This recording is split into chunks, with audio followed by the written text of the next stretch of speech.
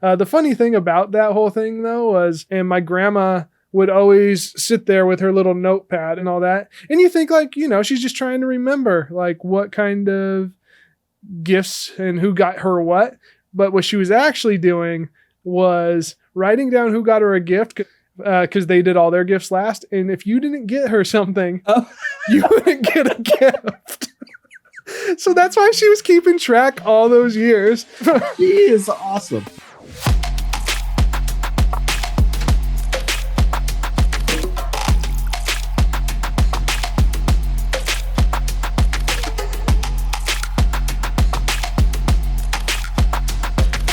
Welcome to Dad's Talk Film, the show where we take clips from a new movie every episode and talk about how it relates to life, family, relationships, and anything else that comes to our tangent-filled minds.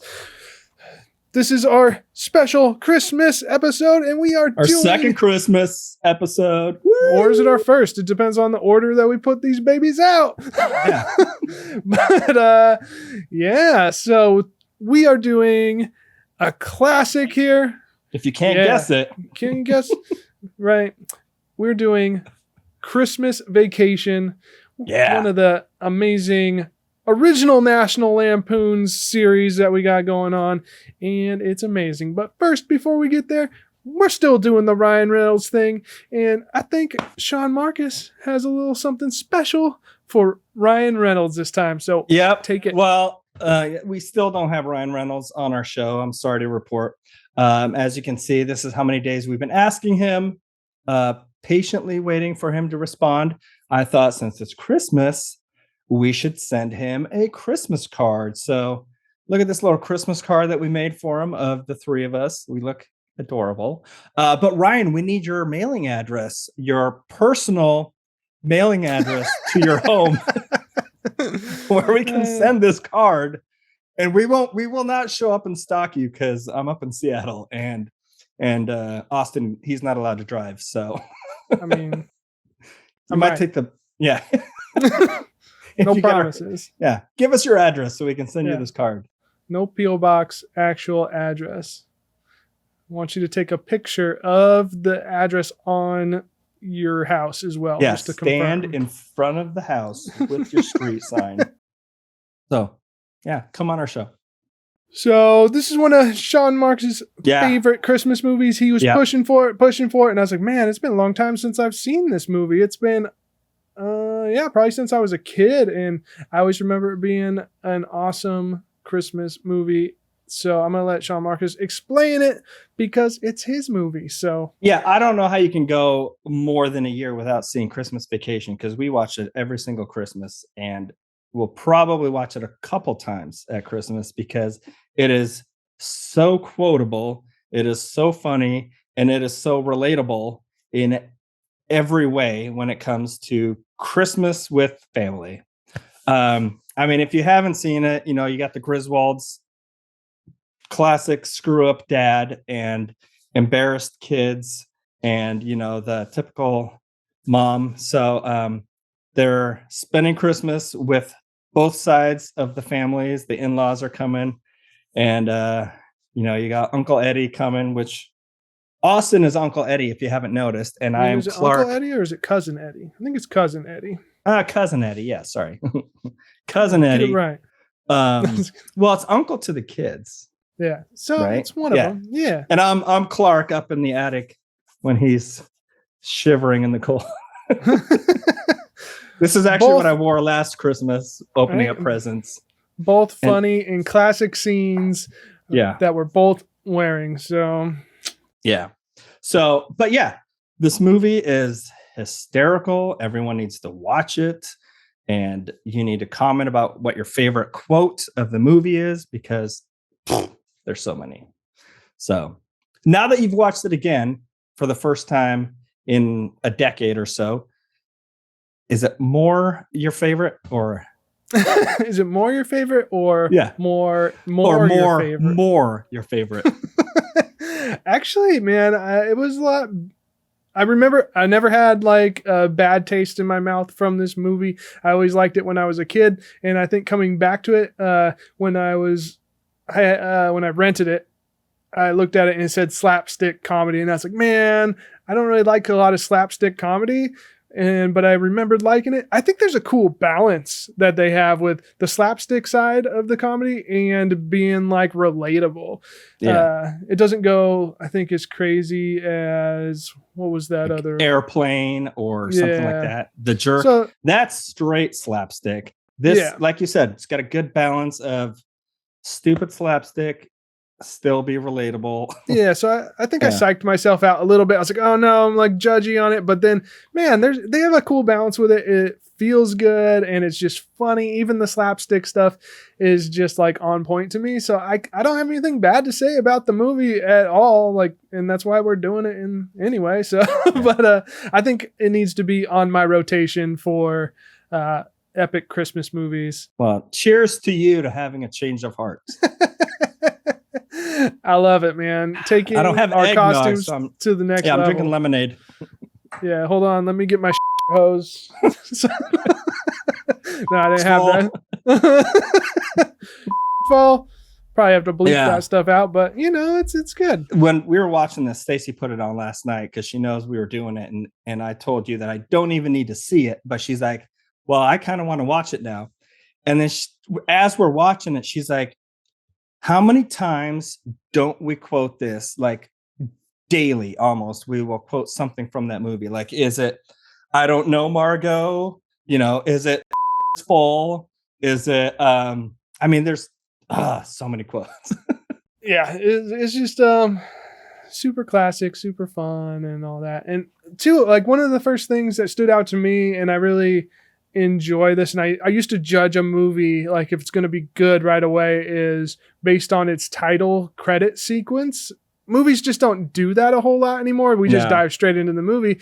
But this one was like a fun Christmas one. It's got like some like animations and stuff of Santa and all that, and like all these things going on. And I kind of miss those, honestly, from some of these older movies. True to like the mid to late 80s, early 90s movies had like a cartoon title sequence like that.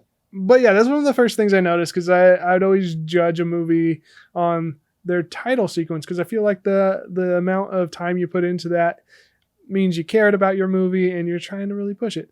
So at least that's been my experience with title sequences. I really enjoyed it. So I know that's like a weird thing to bring up, but clues in a little bit of what's going to happen in the movie. You know, it has some foreshadowing, if you will. But I have a question about these movies, though. Yeah. Why are all the kids different? Oh, I know. At different ages. Right? Like in European Vacation, you got like a redheaded Rusty, or I think his name's Rusty or Rust. Who's like older. Yeah, he's older. Daughter. And then now he's like younger in this one. I wonder if they just couldn't get the same actors and then just rolled with it and like, we're going to do different ones every time. I'm willing to bet it has something to do with the time zone being different and the jet lag that he got older. Right? So he went back in time when they came back to America. And so that's why he's younger. Man. Yeah, because I think in Vegas, the son is older in that one. But yeah, I don't know. Yeah, it's weird. Diana was asking me about it. And they all look extremely different. They're not even close to being the same. So no. I think they just get whoever they can get. But this whole movie like starts off before Christmas, and I kind of liked how they did the little like Christmas window thing. What was that thing called? Yeah, the Advent calendar. Yeah, I liked how they like showed you what days it was based on that. It just fit in with the whole Christmas story thing. And then also just showing the stresses of finishing up work and then all the expenses going out and how he's like reliant on this bonus in order to pay for a pool for some reason that he wants. Diana was like, why are they getting a pool when it's all snowy? He didn't get the Christmas bonus. He did get something better than that. The Jelly of the Month Club, which as Cousin Eddie will say, that's the gift that keeps on giving year round. That's better than a Christmas bonus. Now, did they explain what the Jelly of the Month Club is in this? Because Diana and I rewound it to see what he said again, and I was like, I don't quite know what that is, but it sounds like stupid because you don't want that as a bonus. Was it from a previous movie or is it in this movie? No, every month you get a different jelly. What's not to understand? Okay, I didn't know. It's one jelly every month. I didn't know if it was like a reference to some previous thing, because like the cup that you got right there, cousin Eddie and them are talking and they're drinking eggnog, and I was like, oh, that's like the Wally World cup thing. Yeah, point back, because in Vacation, that was the whole trip, is trying to go to Wally World, and then it ends up being closed and all that. So who's the moosiest moose?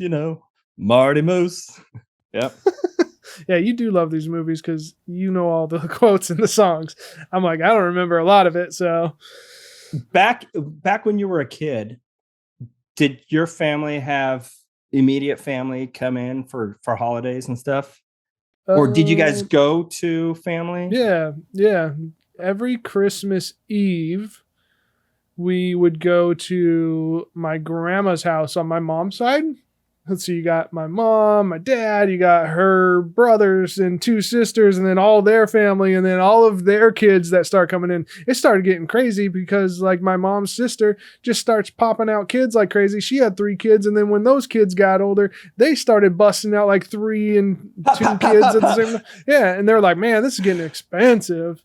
The funny thing about that whole thing though was, so we had all the presents under the tree, and my grandma would always sit there with her little notepad, and whenever she'd get a gift, she'd write down, who's given her what and all that. And you think like, she's just trying to remember like what kind of gifts and who got her what. But what she was actually doing was writing down who got her a gift, because they kept all their gifts in the back room, because they did all their gifts last. And if you didn't get her something, you wouldn't get a gift. So that's why she was keeping track all those years. She's like, I give to get. I don't give just to give. She is awesome. I think that was the thing though, is like they would spend a bunch of money because there's so many grandkids and family members. They're like been burnt in the past where, you would give all these gifts and then some people just wouldn't bring anything. And you're like, well, then if you're not going to bring anything, I'm not going to give you anything. But it was funny. Like when we got older and we figured out that's what she was doing, and we'd find out because once you hit 16, she had a birthday for it. Like the day, like you have to get us something or you're not getting anything. It was pretty funny. So you'd always be like, I got to get grandma something. We haven't spent Christmas at, anybody's house since we moved to America. Mm-hmm. We would go to my grandparents' house, my dad's parents, and sometimes my mom's parents in Finland. But when we moved to America, we never really did that. But I remember in college, like going home, for my family. And I think a good rule in general for everybody is treat staying at family like you would Vegas. Call it the Vegas rule. You don't want to spend more than 3 days. Anything more than 3 days in Vegas is Oh yeah, it's too much. Overkill. You're dying. I don't know anybody that's survived over 4 days. Yeah. Or 3 days. Because the 4th day they're dead. Yep. You're going to their funeral. So you haven't gone to any like Christmas things like since you moved out? I go to my parents, and we go to Stacy's parents. But like, or they'll come here, but it's just kind of for a couple hours. We don't go spend, Oh yeah. We don't go spend days a week or anything down at my dad's or something like that. That sounds terrible. Yeah. If that's happening, I'm going to Vegas and I'm going to stay there over 3 days and you aren't going to see me again. But yeah, so we'd go to my grandma's house, do all that. And then on Christmas Day, we would open presents at our house in the morning, and then in the evening we would go to my grandma on my dad's side and open up stuff there. But I always knew the secret was like if I wanted something special that I knew my parents wouldn't buy, I'd go ask my grandma on my dad's side, and she would guaranteed get me what I wanted. I want the new Super Nintendo. Bam, got the new Super Nintendo when it came out. Grandmothers spoiling kids from the dawn of time. It was great. So all the expensive gifts went to grandma, not the one that wrote the list. Because I heard not a trick, but like a good little parenting thing. When you're giving gifts on Christmas, don't make the expensive gifts be from Santa, because when those kids go to school and they're like, hey, Santa got me a Super Nintendo NES, and the other kids are like, Santa gave me socks, then they feel like they weren't you'd be like, you know why? deserving of any good gifts from Santa, and Santa doesn't love them. Yeah. So say, you know why? It's like, because Santa hates you.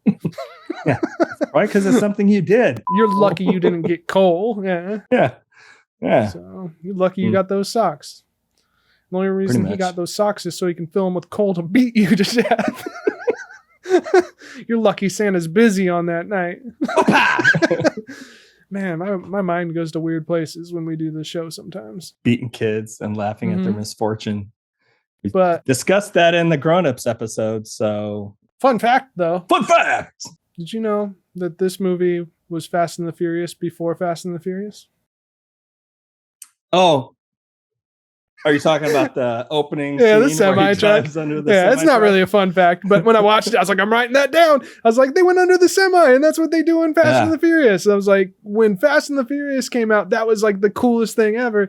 But man, they got beat out. Yeah, they did it in National Lampoon's first. At least that's the first time I've seen it. Fast and the Furious is garbage, anyways. Too Fast, Too Furious is amazing, though. Maybe. It's got ludicrous. I think I stopped watching them after like the third or whatever. Okay, well then you saw the second one. Yeah, I'm pretty sure I did. I think somebody needs to do an edit of Fast and the Furious, like that whole scene, but edit in the Griswolds going under there and like turn it into an epic scene. Like, have you seen the Thanos like stones where they mixed it with Breaking Bad and he's like smashing it up and like snorting the Infinity Stones? Yeah, it's done pretty well. There's also another so they need to do that with the Griswolds and Fast and the Furious. I think that'd be good. So somebody do that and then send it to us. And then I'll be like, it didn't work out as good as I thought it would in my mind. Or it's even better than you thought, and we need to make it a full-blown movie. Yeah. That's just the test. So somebody do that. And then if that's awesome, we'll figure out how to splice the rest of it in there. So or someone else will have to, because I'm not doing it. So what was your favorite part of the movie? You know what, man? I think it's one of the classic scenes, I think, in it. And it's when he is trying to get those Christmas lights going. He's plugging that thing in and they just won't go. And then so he goes through and meticulously has to go through every single light, because it's the one light bulb that makes the whole strand go out for some reason. Like, whoever invented that is like either an idiot or a genius, because they were like, people are just going to go buy more stuff if it just goes out, because they're not going to go through 1,000 light bulbs. So I think that's my favorite one, because then you see all the ridiculousness of it all. Got like all the adapters with all the crazy plugs coming out of it, which just was like anxiety thing for me. Man, I unplugged toasters in the house, man. Yeah. Because I don't know. I don't like it. You like that scene though where he like, and then it lights up and blinds everybody. You see the electric meter. It's like just whipping through. Yeah. The power plant has to switch over. Yeah. It sucked all the energy out of the whole neighborhood or whole city. I don't know if I have a favorite scene, because to me it's all funny. But as a kid, the scene I remember laughing at the most was when he took his non-nutritive cereal varnish and sprayed it on the bottom of the saucer sled. Man. And he just goes pew, pew, running down the hill, and he lands in a Walmart parking lot or something, like sparks are flying, and there's a hole in the bottom of it. But I died laughing when I was a kid about that. Yeah, that was the point of the movie where I go, I don't remember this at all. Like, I don't remember that whole scene. Like, but it's so funny. I was like, I don't know why I don't remember this, because he's just like going through like a whole huge forest, dodging stuff, and like you said, it's pretty funny with all that. Yeah. I think in the movie too, though, favorite characters, man, like I gotta go with the cousin Eddie. He's like too relatable for me. He's like the epitome of like the weird, creepy uncle or like cousin, whatever he is, but he's the weird, creepy uncle. And I just think he's super funny. Yeah. Doing all the things you don't want to do. He's broke and, I don't want to mooch money off you. I don't take handouts, but kind of like hook me up. So probably one of my favorite characters in the... He was like one of your relatives who's not given a gift, but instead has a long list. He definitely has, I think, the most lines, I think, that we say all the time, like, save the neck for me, Clark. And if it's not too much, I want to get you something real nice. But I think in terms of characters, they're really understated. But the neighbors, the dialogue and dynamic between those two households, I think, is what really kind of made it for me, because they're so posh and, yuppie modern with their silver jogging suits and all this. And then, Clark's out there with his Jason mask. Yeah, that was funny too. Cutting down the tree. Yeah. Oh, the other line we say pretty much all the time is little full, a lot of sap, when he goes to cut the Christmas tree line. And his hands are all sticky too, like passing off whatever paper like stuff. Yeah, there's so many things in this movie that I will laugh at till the day I die. When was Sebastian born? Like, has he had a Christmas? December 31st. So this will be his first Christmas. Nice, just after Christmas. So yeah. Do you guys have any like Christmas traditions or anything that you think you guys are going to start doing? Or do you guys already have established Christmas traditions? No, but Stacy was saying that she would like to incorporate some of our Swedish Dang, you can't even say traditions. Yeah. Maybe do something like that. Like, what would a Swedish tradition be? What is that, like clogs and all over the place or what? Well, the Swedish tradition is to like open up, and European is to open up Christmas on Christmas Eve and not Christmas Day. I know some people that do that. Santa would come at night and deliver gifts to you. So you would actually open up gifts at night on Christmas Eve? Yeah. But that spoiler alert, you guys are impatient. It's your dad dressed as Santa. What? Yeah. Man, that explains why I haven't got anything all these years. He doesn't want to commute. Oh, yeah. Man, I felt bad for those kids, though. Cousin Eddie's kids who, like, they can't afford anything. And they're like, Santa never came, like, last year. Didn't give me anything. And all that. That was a cool, heartfelt moment, though, too, of, them having that communication about Santa and, like, him trying to convince her that Santa's still real and that he's actually gonna hook you up this year and all that. So that brings up the question, are you going to tell your daughter that Santa is real? I'm going to go with whatever Diana wants to do. How my mom and family did it was, at least this is how my mom told me, and because I don't remember a moment of being like, Santa's not real. She used to always tell us that Santa is real for pretend. So once we finally understood what pretend or imagination was, then it kind of all just naturally became like a thing where you just know that Santa's not real. Yeah. I don't remember a thing where there was like a moment for me. So I don't know. I kind of want to like let her think that Santa's real. It's all a part of the fun of it. It's harmless. I don't think my parents said that Santa was real. Like I remember being a kid and seeing Santa come in and you're like, well, that's just dad. You recognize him because it's a really poor beard that's all, just laying on his face and like, that's dad. Yeah. So when we moved to America, like I was 7. So like I already knew that Santa wasn't real.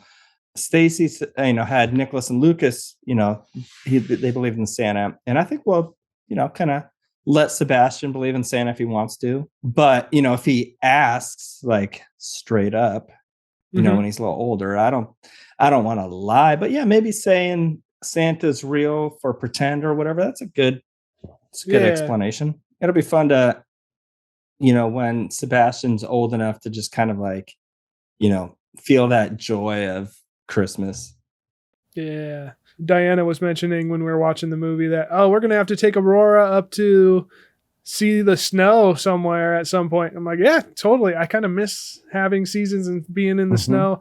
Diana came up when it was snowing and we made her first snowman. I mean, she's seen snow before, but it's very rare. But we made this this little tiny snowman in my dad's front yard, and it's like the derpiest looking snowman you've ever seen, but it's also very cute. So I'm gonna have to just like blast a picture of it. I'm gonna have to go find it, but I think we still have a picture of the derpy little snowman. In college, me and the roommates, it snowed like buckets one year, just overnight. It was like 12, 14 inches, like in 8 hours or something. It was ridiculous. Oh, wow. So we're like, let's go out in the median between the two streets and let's make a snowman. So we're like rolling, you know, just making this huge thing, but it's just like turning into like rolls instead of like a ball.